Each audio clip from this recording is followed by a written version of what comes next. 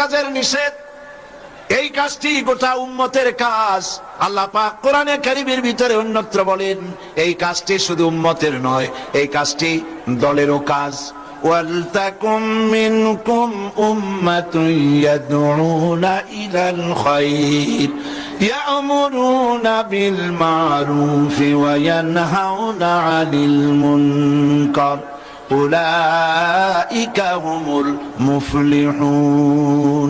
তোমাদের মধ্যে এমন একটি দল থাকতেই হবে, তোমাদের মধ্যে এমন একটি দল থাকতেই হবে যেই দলের কাজ হবে ভালো কাজের আদেশ করবে, অন্যায় কাজ দুহাতে প্রতিবন্ধকতার সৃষ্টি করবে, দুই হাতে অন্যায় বন্ধ করে দেবে, এরকমের দল থাকতেই হবে।